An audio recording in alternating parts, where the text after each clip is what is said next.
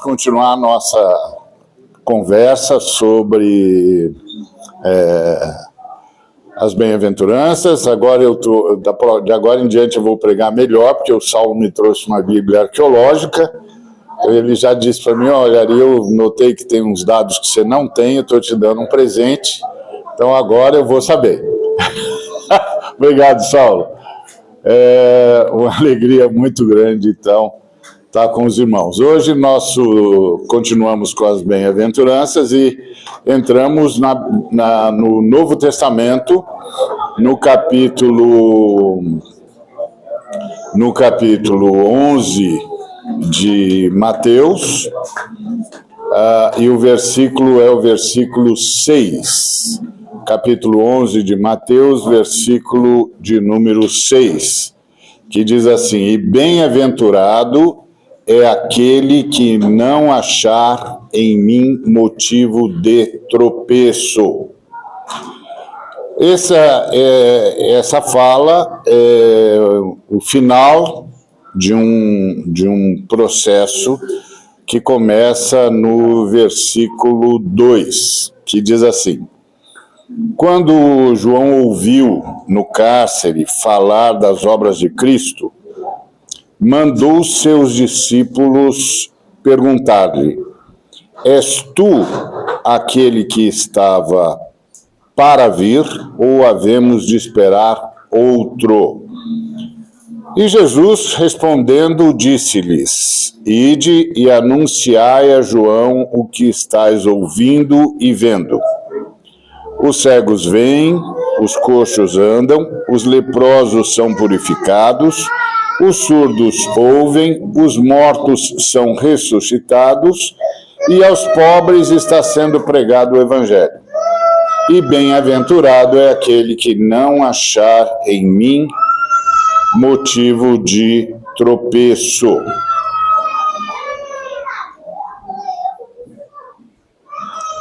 Então, Mateus 11, de 1 a 6, que começa falando de Jesus dispensando os discípulos e indo pregar sozinho, e Jesus recebendo a visita dos discípulos de João. Então, Mateus 11, de 1 a 6, abre uma janela para um drama humano e espiritual. Aliás, um drama humano e espiritual raro. Jesus envia os discípulos, como a gente vê no versículo 1, e segue sozinho pregando. E enquanto ele avança na sua atividade de pregação, João Batista, o profeta, o grande profeta João Batista, o maior de todos os profetas, que foi o precursor de Jesus, que o batizou e que tem uma história única, o mesmo, portanto, que o identificou como Cordeiro de Deus, manda perguntar. Tem algumas coisas estranhas, é óbvio. O João está preso, mas ele ainda tem discípulos. É sempre uma pergunta constrangedora: por que o João, depois de apresentar o Cordeiro de Deus que tira o pecado do mundo, ainda continuou tendo discípulos? E ele mesmo ainda continuou o ministério dele, que já tinha acabado por definição, porque ele veio para anunciar o Cristo. Anunciou o Cristo, acabou. Ou ele segue Jesus ou se aposenta, não é? Mas ele nem seguiu Jesus e nem se aposentou. Aí foi preso porque resolveu atacar Herodes, tratando inclusive Herodes como rei, como um rei de Israel, quando na verdade o Herodes era nada, era só um títere do Império Romano. Mas está lá o João Batista, que identificou Jesus como Cordeiro de Deus, e ele manda perguntar. És tu o Messias ou havemos de esperar outro? Essa é uma pergunta crucial, né? Crucial e inexplicável.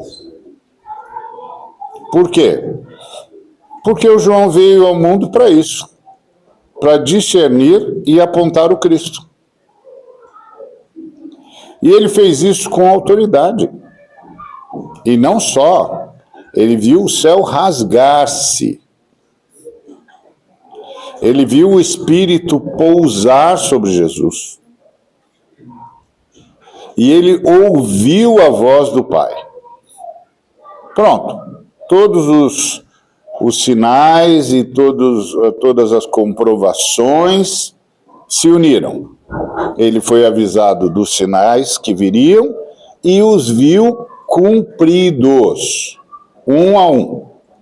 O céu rasgar-se, um ato violento da parte da Trindade, rasgar o céu, um verdadeiro testemunho do anseio da Trindade pela redenção. Ele viu o Espírito pousar como uma pomba sobre Jesus e ouviu a voz do Pai. Este é o meu filho amado, que me dá alegria. Tá certo? A mesma voz que voltou a acontecer lá na Transfiguração. Então, como duvidar? Duvidar do quê? Foi ele que disse. É verdade que ele não começou muito bem com Jesus. Ele, inclusive, ofereceu a Jesus a primeira tentação oficial, porque ele começou a tentar dissuadir Jesus de ser batizado. E tentou, até que Jesus disse: amigo, vamos fazer a vontade de Deus? Porque o João falou: não vou te batizar, você é maior do que eu não, de jeito nenhum, você que tem de me batizar, de jeito nenhum. E Jesus falou: não, você tem de me batizar. Não vou batizar. Aí Jesus disse: amigo, vamos fazer o seguinte, vamos fazer a vontade de Deus? Vamos cumprir a justiça de Deus? Vamos fazer o que ele mandou? O Pai mandou você me batizar, meu filho. Se você não me batizar, como é que você vai ter certeza que eu sou quem você acha que eu sou? Você não recebeu uma ordem que ia aparecer os sinais e que quando os sinais aparecessem você tinha achado o Messias? Rapaz, faz a vontade do Pai. E ali Jesus estava vencendo a primeira derrota, onde primeiramente o ser humano foi derrotado, que era de não fazer a vontade de Deus. Você ouviu Deus dizer: não pode comer o que quiser aqui, menos o fruto dessa árvore? Você ouviu? Ouviu. E você desobedeceu? Desobedeci. Esses dias eu estava falando com um rapaz, ele falou assim: mas como que Deus permitiu que o diabo fosse tentar? Falei: amigo, acho que você deve estar com algum problema. Tentação é a oportunidade para você dizer sim ou não. Tentação não é imposição, não, amigo. Alguém tá te ensinando equivocadamente.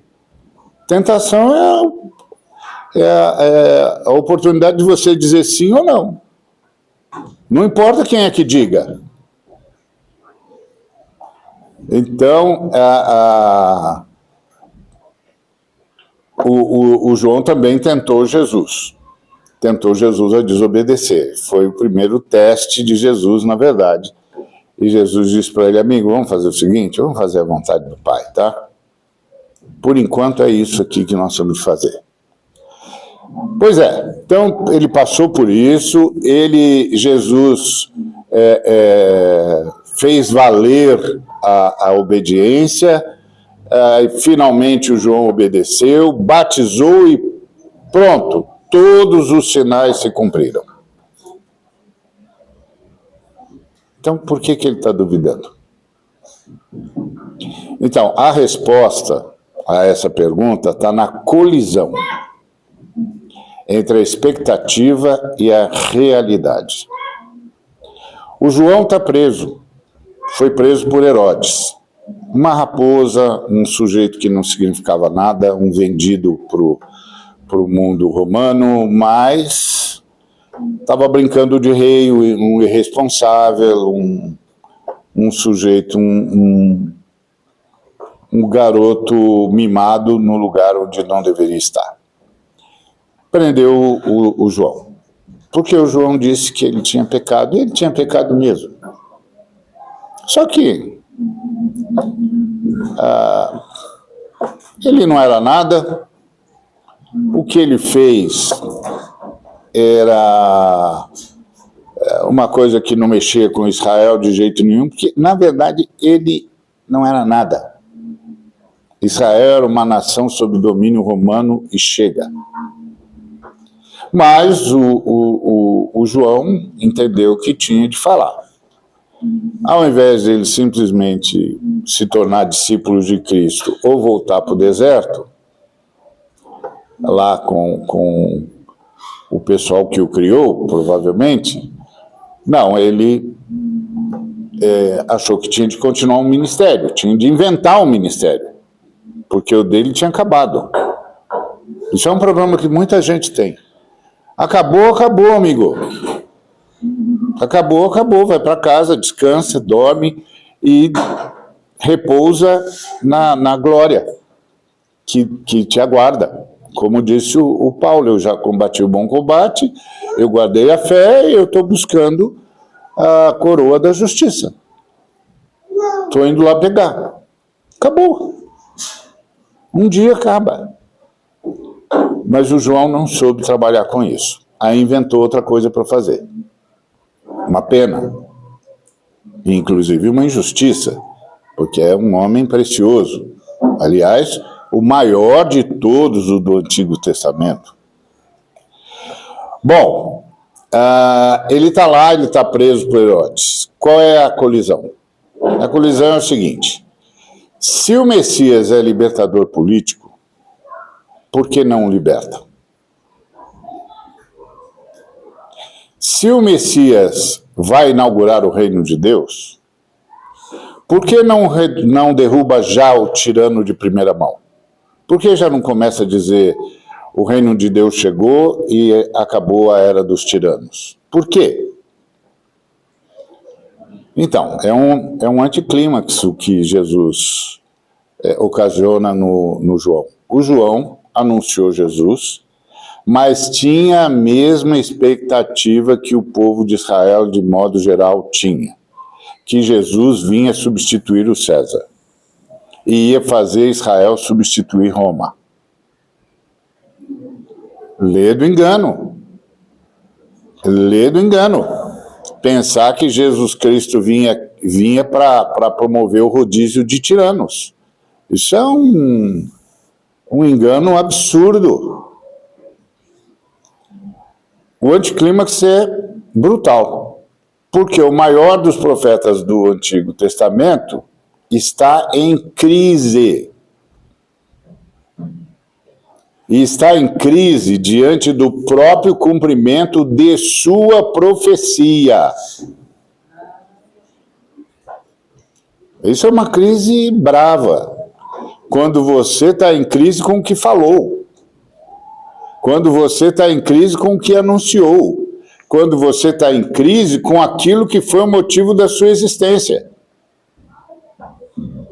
Isso é uma crise brava. Ele estava em crise diante do próprio cumprimento da sua profecia.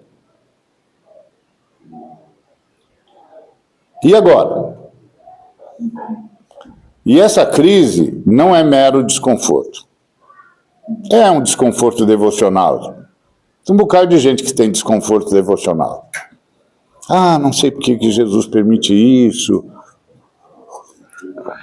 Por que Jesus não atende essa oração? Por que Jesus não compreende que dessa vez eu estou com a razão?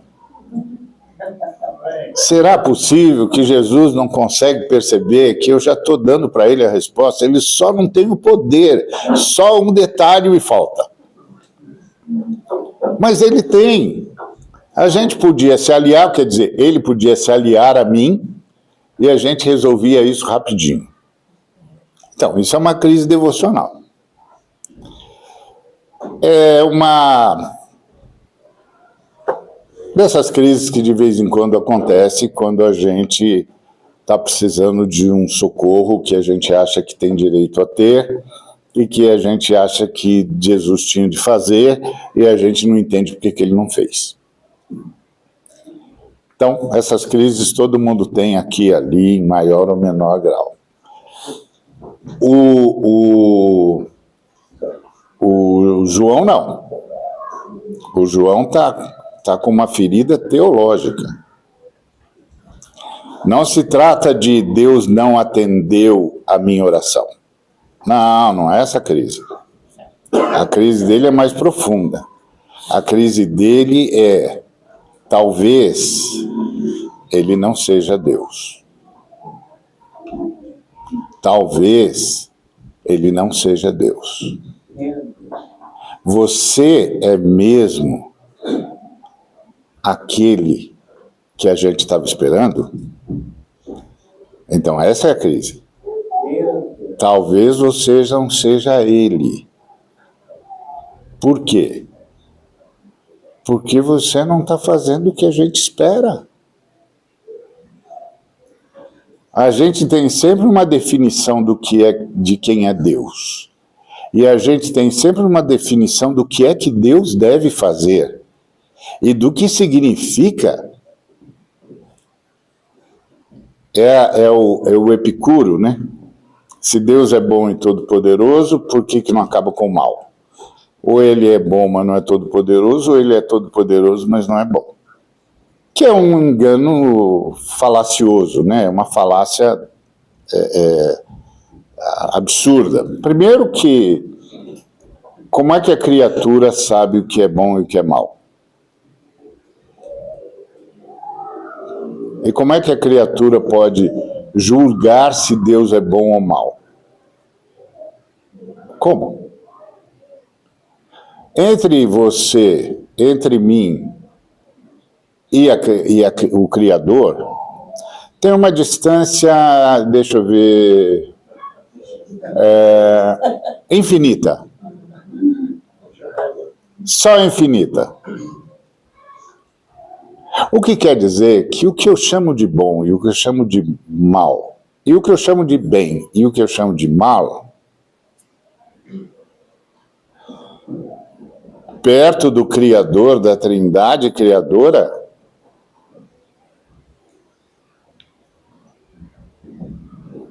não significa nada.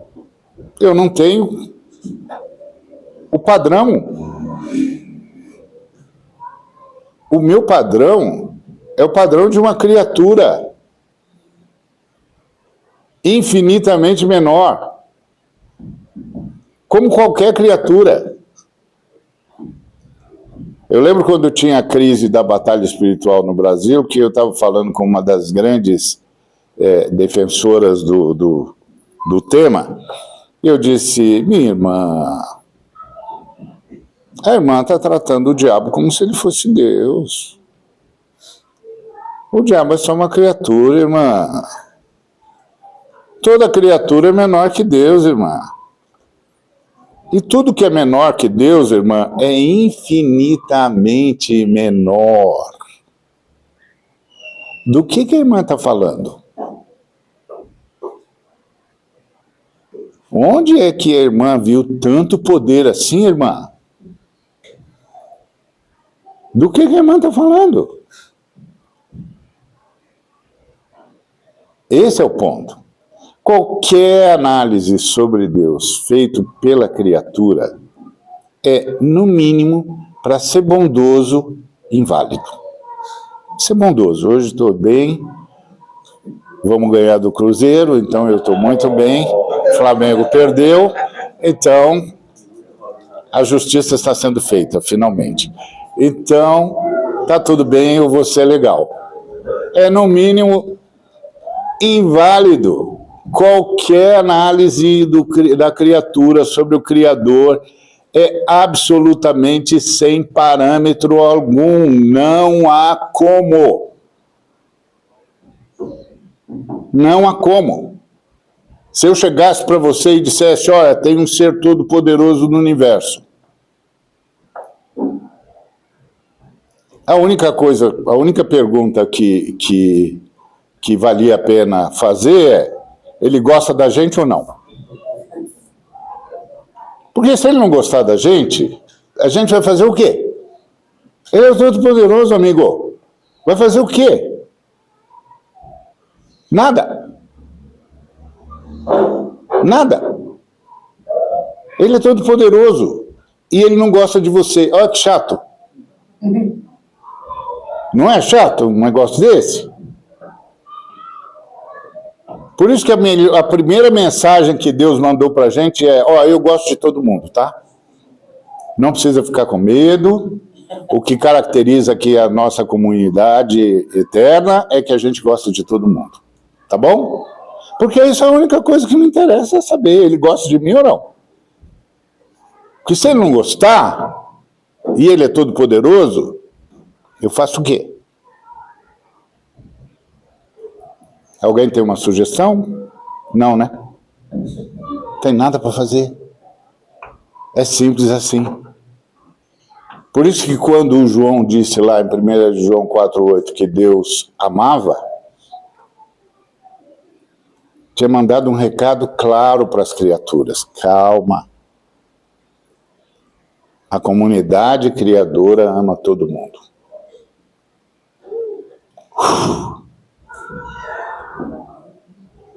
Ainda bem. Porque diante da comunidade criadora, que me perdoem os teólogos presentes, que têm uma opinião certamente mais valorosa sobre como se comportar diante do Criador, mas diante do Criador só dá para se ajoelhar mesmo. É claro que se você ler alguns teólogos, você vai achar que não, que tem outras coisas que eles conseguem fazer. Mas um sujeito com um mínimo de bom senso cai de joelhos. Simples assim. É igual a história que eu sempre conto do seriado em que o cara está discutindo com Jesus, com alguém que ele acha que é Jesus, e aí ele quer que aquele ser vá com ele num programa de TV, e o camarada não quer ir, aí finalmente a pessoa que ele acha que é Jesus diz, e você quer que eu vá nesse bendito desse programa, por quê? Aí ele falou, porque você é Deus. Aí esse pretenso Jesus vira para ele e diz, você acha que eu sou Deus? E o interlocutor diz, acho. Bom, então se ajoelhe. Porque diante de Deus, amigo, não tem mais nada que você possa fazer. Você não leu Moisés? Quando Deus disse para Moisés, tira a sandália dos seus pés, e ele percebeu que estava diante da autoridade maior do universo, o que ele fez? Caiu de joelhos, botou o rosto no chão. E chega. Um dia a gente ainda vai aprender isso. É chato vai ser chato, porque para a gente que mexe com teologia vai ficar meio sem graça. Ah, então tem de se ajoelhar? A gente está cheio de perguntas. Então o meu irmão lá não estava com essa crise, Deus não atendeu minha oração. Não. A crise dele é, será que quem eu anunciei é realmente quem deveria vir? Você é realmente Deus? Esse é o abismo em que, não raro, os mais fiéis caem.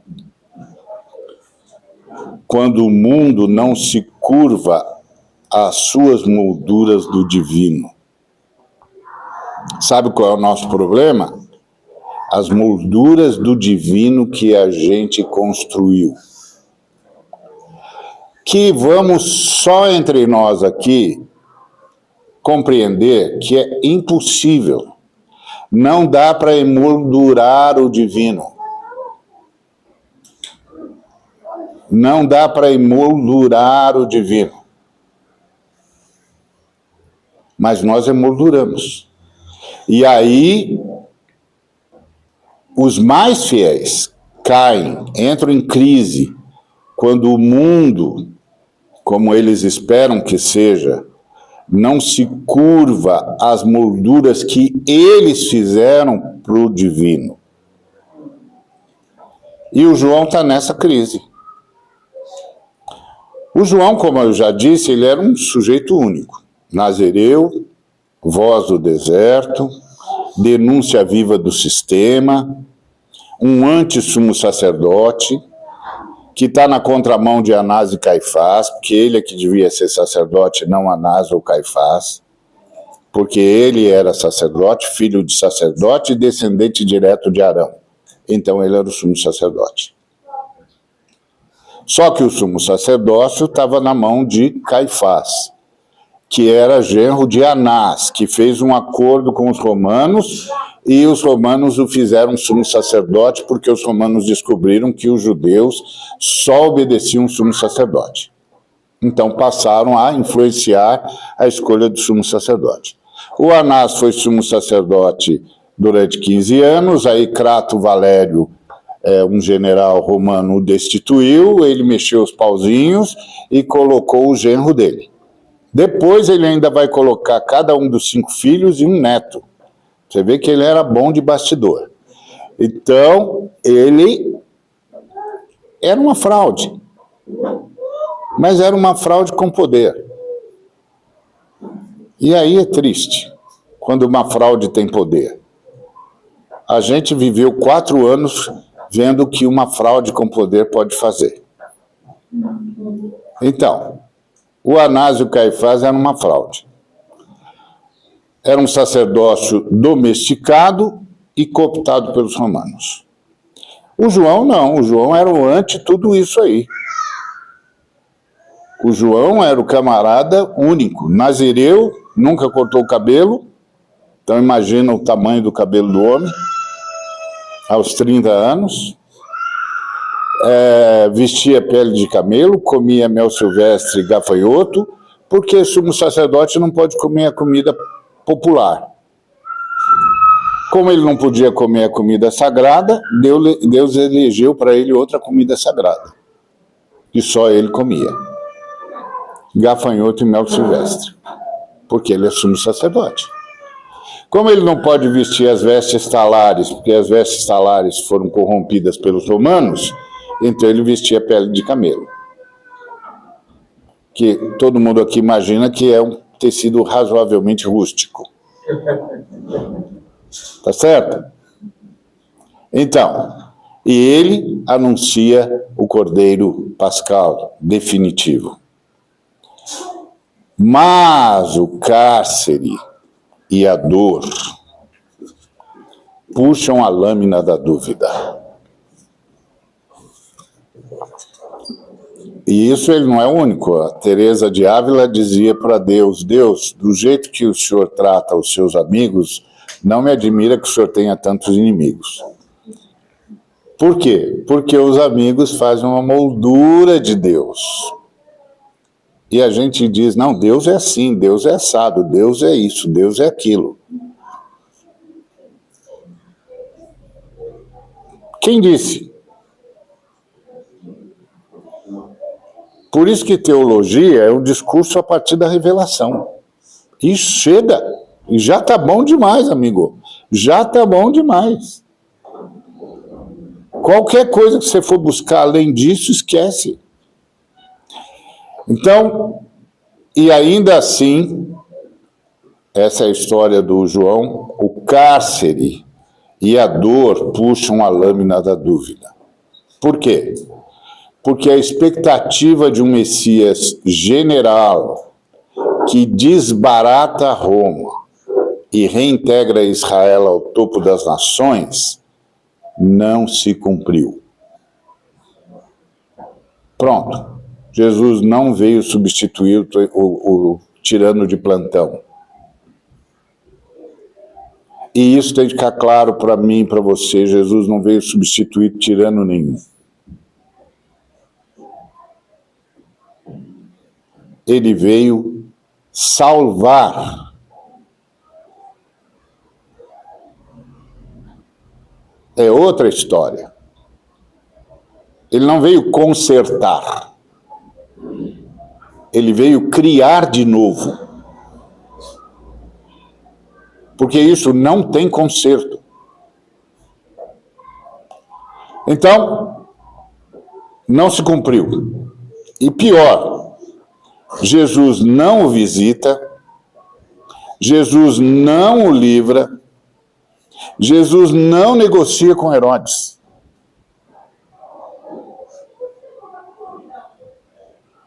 Acabou, querido. Até porque Jesus ficou esperando o João parar para começar o ministério dele. Enquanto João não parou o ministério, Jesus não começou o dele. Ficou um tempão ajudando o João a fazer a mesma coisa. Arrependei-vos que é chegado o reino de Deus. Dia seguinte, arrependei-vos que é chegado o reino de Deus. Arrependei-vos que é chegado o reino de Deus. Aí alguém diz, mas o senhor não é o Messias? Sou. Então, com a sua chegada o reino de Deus já não chegou? Chegou. E o senhor não tem nada mais para dizer? Tem um montão de coisa. E por que o senhor não diz? Porque eu tenho de esperar o João parar. O João não para, então eu estou ajudando o João. Se ele não parou é porque ele acha que tem mais gente que precisa ouvir, então eu vou ajudar. Ficou lá ajudando o João. Até que o João foi parado. Aí, quando ele ouviu dizer que o João foi preso, ele mudou de lugar e começou o seu ministério. Então, e João foi preso, e ele não foi visitar o João, e ele não foi livrar o João, e ele não foi negociar com Herodes. É que todos nós que servimos ao Senhor, não sei por que cargas d'água, a gente tem a impressão de que é importante. Mas a gente não tem só a impressão de que a gente é importante, a gente tem a impressão de que a gente é insubstituível. A gente tem a impressão de que sem a gente, Deus nem se mexia. Que sorte que Deus tem que eu estou por aqui. Olha como Deus é um camarada de muita, muita sorte. Porque eu estou aqui, Deus. Olha aí. Seu trabalho não será em vão. Eu cheguei. Todos nós temos essa crise. Não, o Senhor virá em meu socorro. O Senhor vai correr atrás de mim, porque sem mim nada podeis fazer, Deus. É o contrário. Então, Jesus simplesmente está avisando o João, tá bom, filho, que bom, acabou, já te aguarda a coroa da justiça.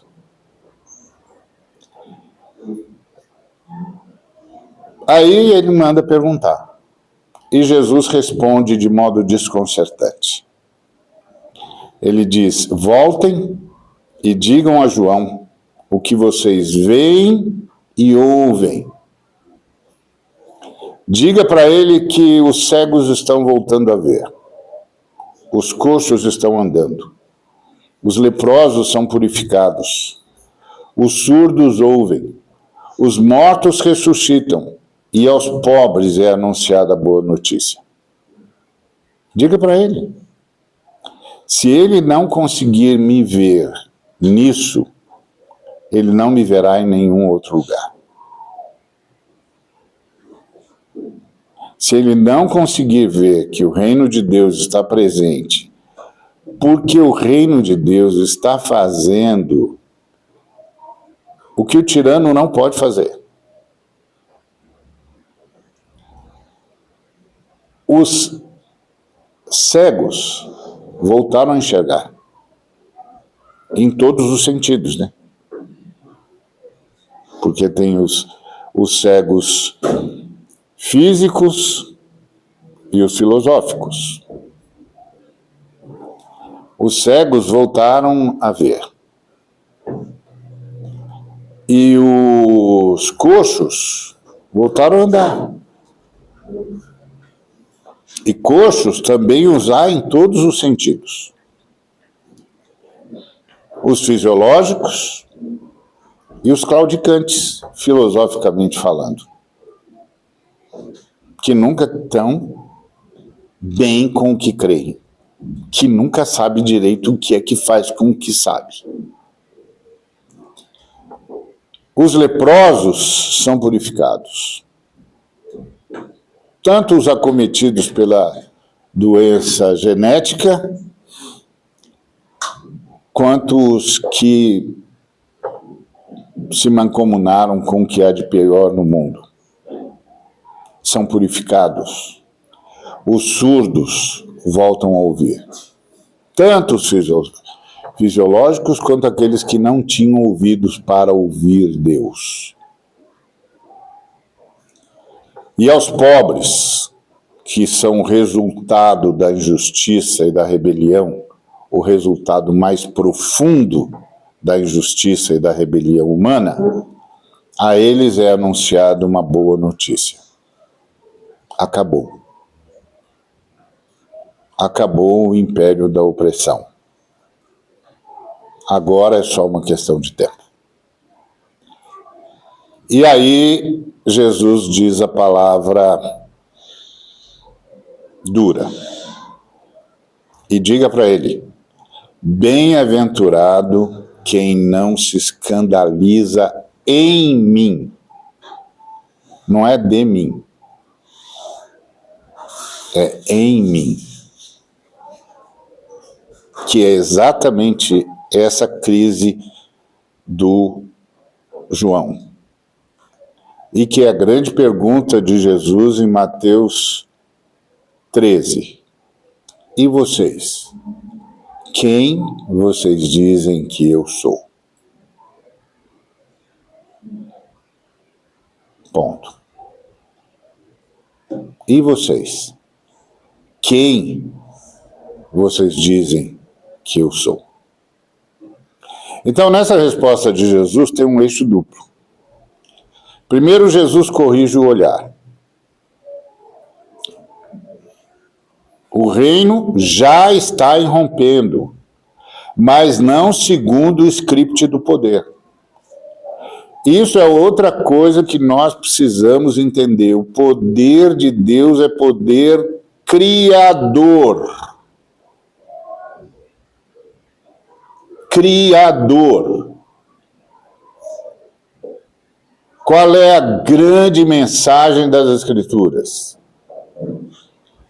No princípio, criou Deus o universo. Ponto. Simplesmente assim. No princípio, criou Deus o universo. Então, o Messias não começa pelo palácio. Começa pelos corpos quebrados e pelas margens.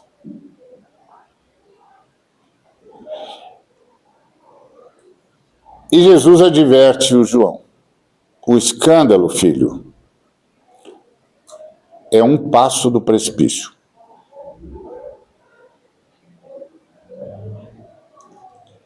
Diante do Messias, que não cabe em molde algum, o coração pode escorregar para uma negação sem retorno. Um dia a gente vai entender que o segredo do universo é o Cristo. O diabo não é descrito como antideus. O diabo é descrito como o anticristo. Porque o segredo do universo é o Cristo. Porque aprove a Trindade, na dispensação dos séculos, centralizar tudo em Cristo. Por isso que de vez em quando eu digo para os irmãos que cantam: pelo amor de Deus, não me cante música que um islâmico também possa cantar. Eu quero uma música que exalte Jesus Cristo.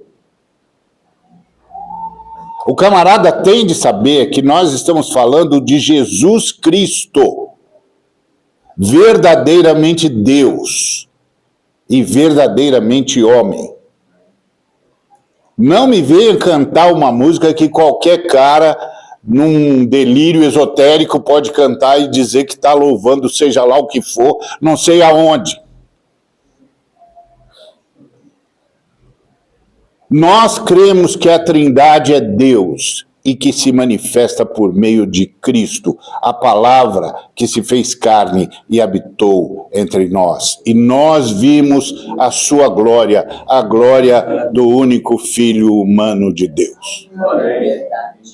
Amém. Verdadeiramente Deus e verdadeiramente homem. Ponto. Então, o senhor avisa o João, olha, meu filho, cuidado, porque o coração pode escorregar para uma negação sem retorno. O duro discurso aqui não é vocês têm de comer minha carne e beber o meu sangue, ou não virei te tirar da cadeia e tu morrerás. Não, esse não é o grande discurso. O grande discurso é: eu sou o Messias.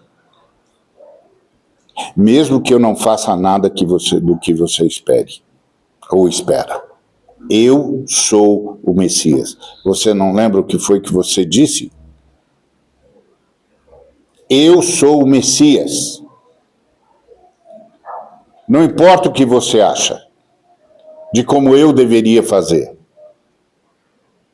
Não, eu sou o Messias. Quem crê em mim, ainda que esteja morto, viverá. Ponto. Eu sou a ressurreição e a vida. Eu sou o caminho. Eu sou a verdade. Eu sou a vida. Ninguém vem ao Pai senão por mim. Eu e o Pai somos o mesmo. Ponto. A questão não é o que você acha que eu deveria fazer. A questão é se você sabe quem eu sou. Porque a questão não é o que eu vou fazer por você. A questão é o que você vai fazer diante de mim.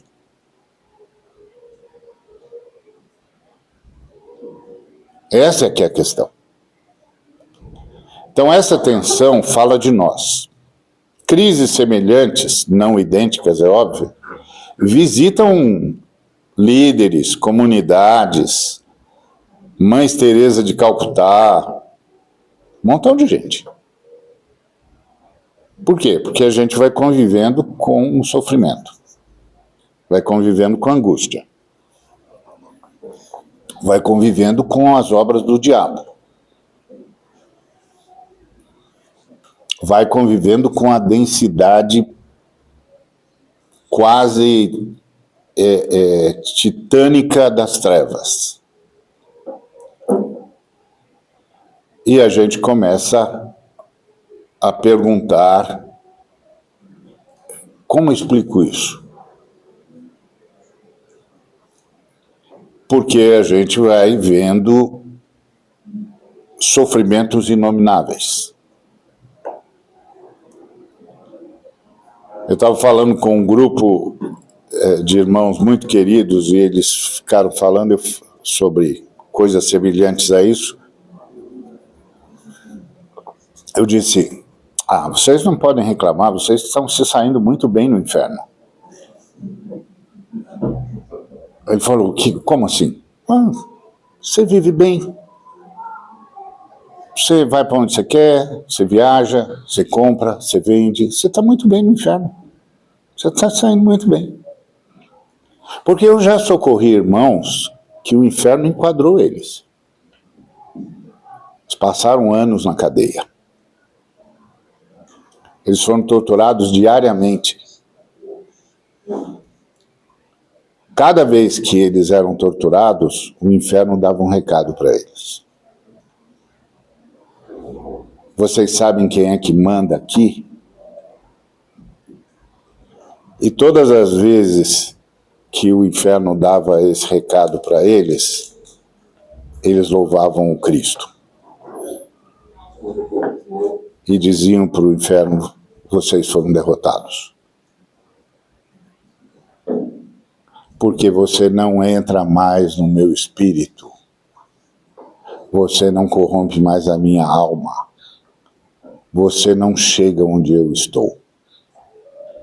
Não importa o que você faça do lado de fora, você não me alcança mais. Você foi derrotado. Você nunca mais vai me corromper. Eu disse: não, vocês estão muito bem. Vocês estão se saindo ótimo no inferno. Falei: não, não só vocês, eu também. Eu estou muito bem no inferno. Eu moro bem, eu tenho uma comunidade maravilhosa, não posso me queixar de coisa nenhuma. Mas eu já socorri irmãos que não sabiam o que era um dia sem tortura. Eu me lembro que uma vez eu tive de apelar para as autoridades brasileiras para salvar uma irmã que finalmente a gente tinha conseguido tirar do país onde ela estava, porque essa irmã tinha passado num lugar de 45 graus, presa dentro de um container.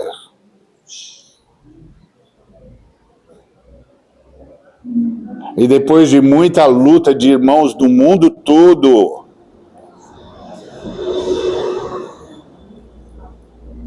eles conseguiram libertá-la, mas quando ela chegou na fronteira, ela foi presa de novo.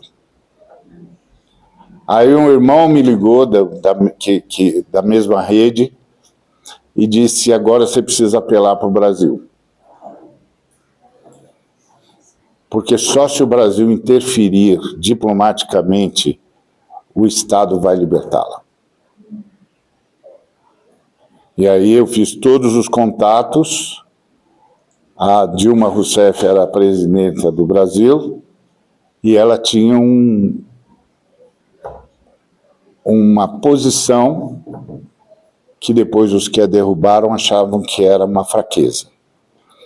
E a posição dela é: direitos humanos já.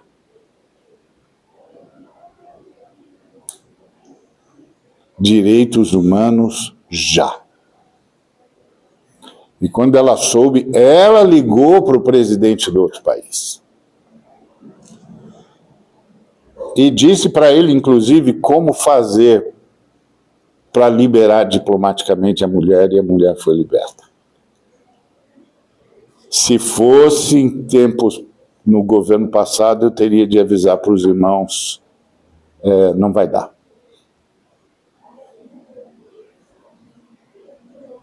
Não vai dar. O Brasil não acredita mais em direitos humanos. Aliás, o Brasil não acredita mais nem mesmo em humanos. Porque nós estamos praticando genocídio a olhos vistos.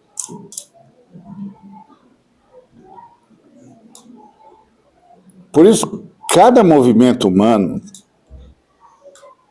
tem um peso.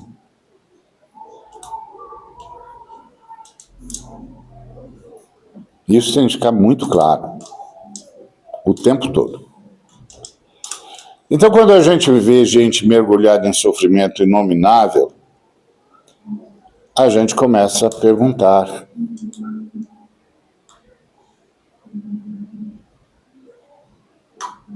sobre Deus. E foi o que o João fez. Agora, por que nós temos essas crises?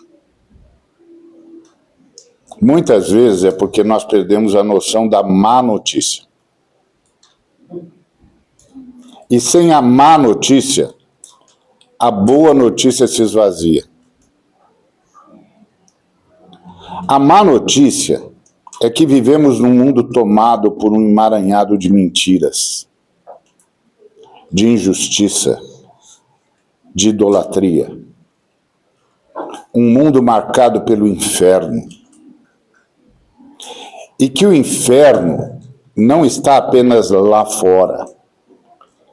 O inferno infiltrou-se nos seres humanos. Essa é a má notícia. Que nós acabamos abandonando com o passar do tempo. Porque nós fomos convencidos que o ser humano é intrinsecamente bom. Que o problema é sempre técnico. Que se resolver esse probleminha, tudo está resolvido. E é sempre o probleminha do lado de fora. Nunca é o problema do lado de dentro. Mas a verdade é que o mundo foi tomado por um emaranhado de mentiras e injustiças e idolatria. Um inferno que está presente. E o inferno não está apenas do lado de fora, infiltrou-se nos seres humanos. A boa notícia é que Deus veio nos tirar do inferno e tirar o inferno de nós. Essa é a boa notícia. O Messias não veio nos ensinar a dar certo no inferno. Não, Jesus vai me abençoar, eu vou ganhar muito dinheiro, porque Jesus ama aqueles que têm fé, não sei o que lá. Esses dias um irmão estava me falando, não, está escrito que o justo, eu nunca vi o justo mendigar o pão. Eu falei, eu já vi.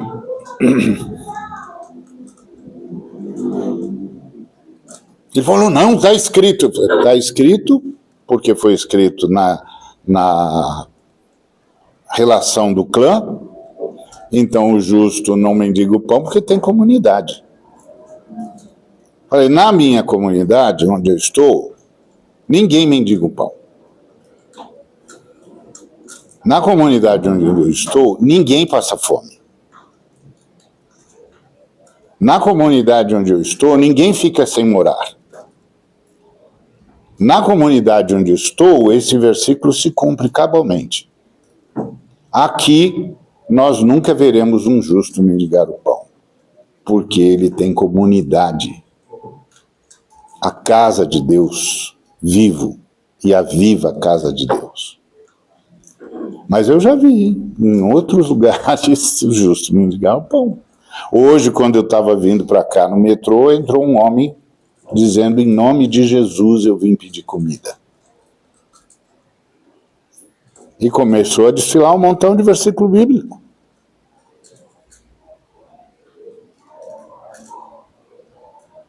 Eu disse para o irmão, eu já vi, você nunca viu?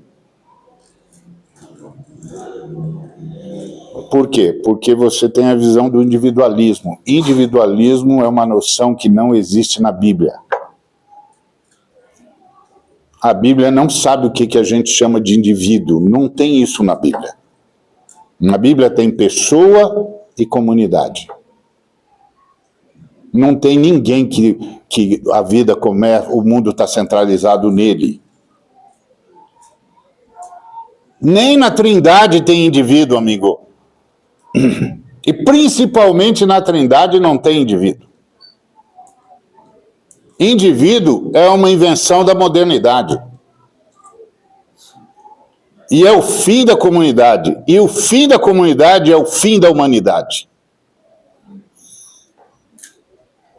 Então, o Senhor não veio nos ensinar a dar certo no inferno. Veio deslocar o centro da nossa história, do nosso sofrimento, para a obra que Deus desencadeia por meio da nossa devoção, da nossa adoração. A pergunta que nós nos fazemos todo dia é: quantos cegos Deus se permitiu usar-me para que voltassem a ver? Quantos coxos se ergueram? Quantos leprosos foram limpos? Quantos surdos ouviram? Quantos mortos reviveram? Quantos pobres receberam a boa notícia por causa do fato de que nós entregamos a nossa vida ao céu para enfrentar o inferno? A partir daí, a gente redefine vitória e fracasso. À luz do Evangelho de Jesus, a vida é outra coisa. Aos olhos do inferno, Jesus fracassa. Ele morre na cruz. João fracassa. Foi decapitado por um tirano fútil. Os apóstolos fracassam. Receberam açoites, prisões, espadas. Mas Hebreus 11 corrige isso. Ele diz: é verdade, todos estes morreram na fé sem ter obtido as promessas. É verdade. E viram-nas, mas de longe. Mas sabe por que eles não foram derrotados? Porque eles se confessaram como estrangeiros e peregrinos.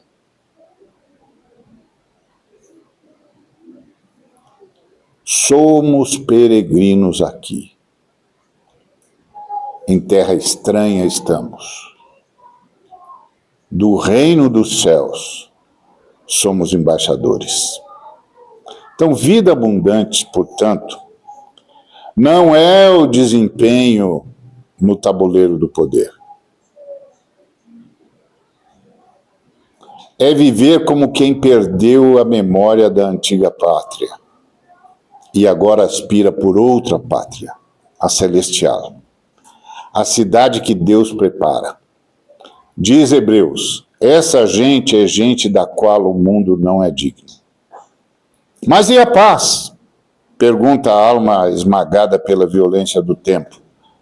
A única paz prometida aqui é a que excede todo entendimento. Não depende do que compreendemos, do que possuímos ou do que controlamos. É a paz do preso que canta porque, relegado à fossa, encontrou o único lugar onde os guardas não o calam. É a paz de Abacuque: ainda que a figueira não floresça, eu me alegrarei no Senhor. Não é a paz de spa espiritual. É o consolo ativo de quem foi arrancado da mentira e agora resiste com as armas do reino. Cura, libertação, anúncio, partilha.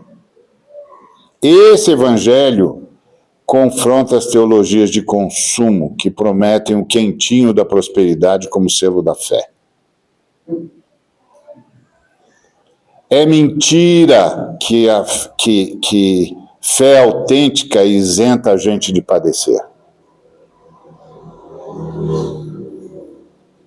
Já contei para vocês de um pastor brasileiro que encontrou um grande maestro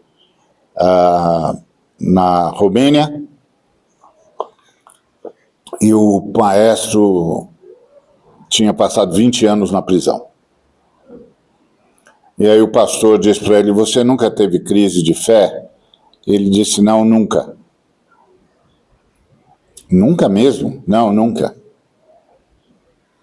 Mas assim, você nunca perguntou por que Deus está permitindo isso? Falou: nunca. O pastor meio desconfiado falou: brasileiro, né? Fala para mim, vai. Aí o irmão virou para ele e disse: escuta, lá na igreja brasileira, Vocês não ensinam que nós fomos chamados não apenas a crer nele, mas a padecer por ele?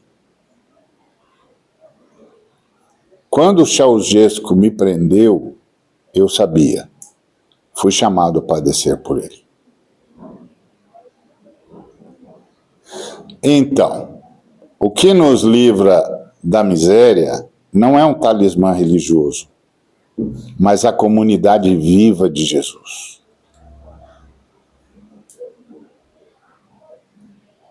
Quando a igreja traz sua vocação comunitária e se torna mera religião, justos mendigam pão, enquanto templos se enchem de promessas fáceis. Na comunidade apostólica não havia necessitados entre eles, porque tudo se tornara nosso. Pai nosso, pão nosso, perdão nosso.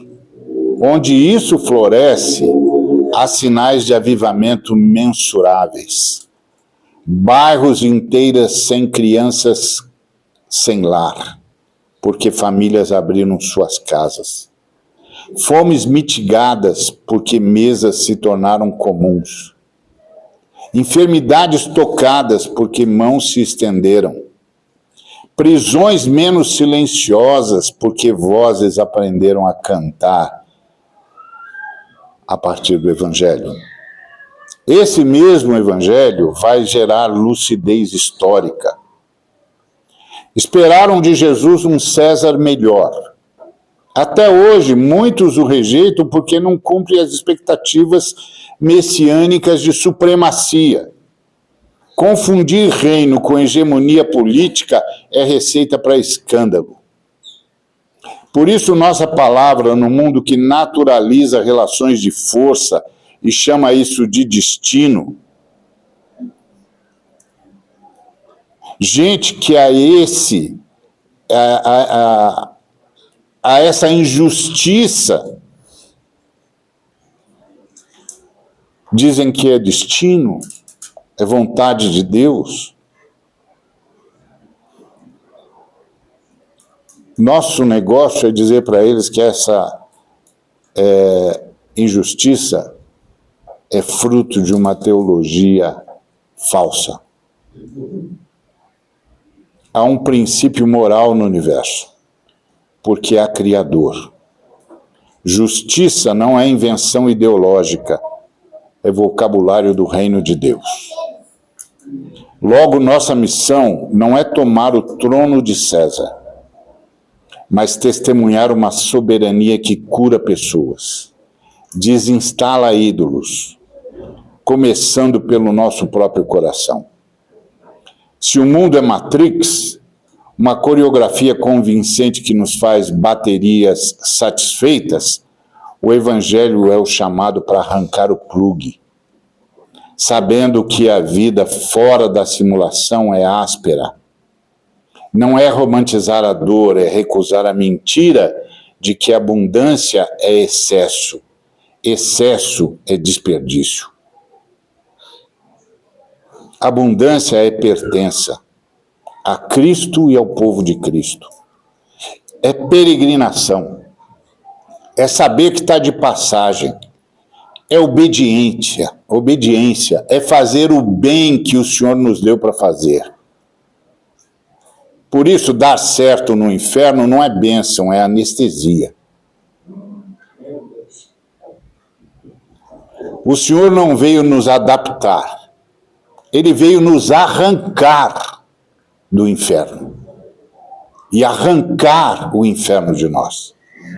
Isso reorganiza também a nossa pregação. Não chamamos pessoas a serem felizes como nós, porque nós mesmos lutamos com ansiedades e tristezas. Chamamos as pessoas a entrarem na resistência do Cordeiro. Venha morrer e viver. Venha ver o que acontece quando o centro deixa de ser o que eu sofro e passa a ser o que Deus pode fazer através de mim.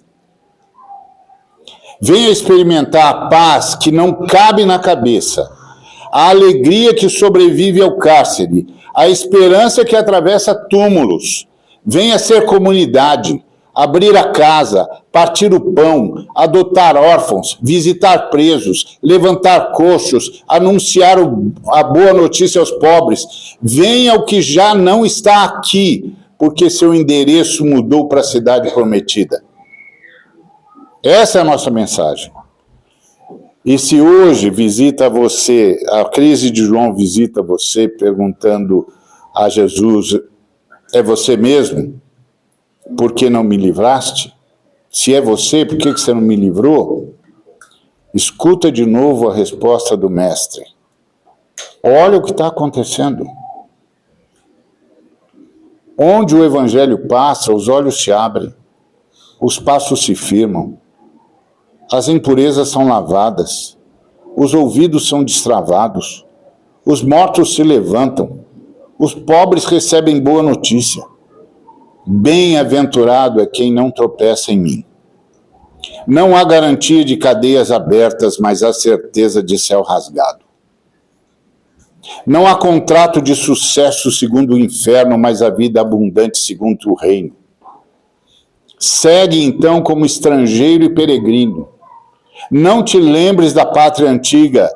Não há para onde voltar. Aspira à cidade que Deus te prepara. Enquanto caminhas, faz o que João fez e o que Jesus mandou. Aponta o cordeiro e dá sinais de vida por onde passares. Isso basta. Isso é tudo. Isso é o reino entre nós. Esse é o chamado de Deus. Gente assim muda a história. E semeia conceitos como justiça, direito, verdade, igualdade. Que Deus nos abençoe. E que nos livre da crise de estar sempre perguntando diante da nossa desdita no inferno, porque não ganhamos todo o dinheiro que a gente queria. Que Deus nos livre de cair na crise de João. Que a gente sempre se lembre da resposta de Jesus Cristo. Amém? Amém? E isso não quer dizer que a gente não vá viver, mas é por isso que nós vivemos em comunidade. Esses dias um irmão ligou para mim e disse, Ari, minha família acabou de receber uma notícia de despejo, a gente vai ter de ir embora. Eu disse, puxa, que chato, o que houve e tal. E ele não é da nossa comunidade, faz muito tempo que eu não via. E aí eu falei, bom, e por que você está me ligando? Tem alguma coisa que você está precisando?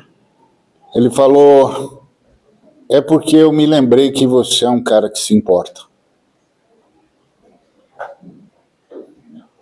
Eu falei, fica tranquilo, eu vou acionar alguns irmãos e nós vamos abençoar você. Vê se pode. O cara é crente como nós.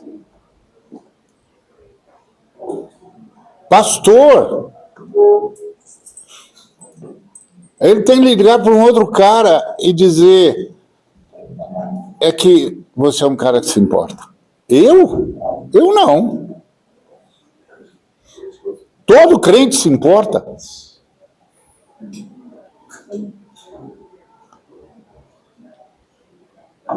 Que a graça de nosso Senhor e Salvador Jesus Cristo, que a unidade da Trindade, que a comunhão materna do Espírito Santo, que a cura que há em Cristo Jesus nas suas pisaduras, seja com cada um de nós, com todo o povo de Deus, e que alcance toda a humanidade como Deus prometeu a Abraão. Amém.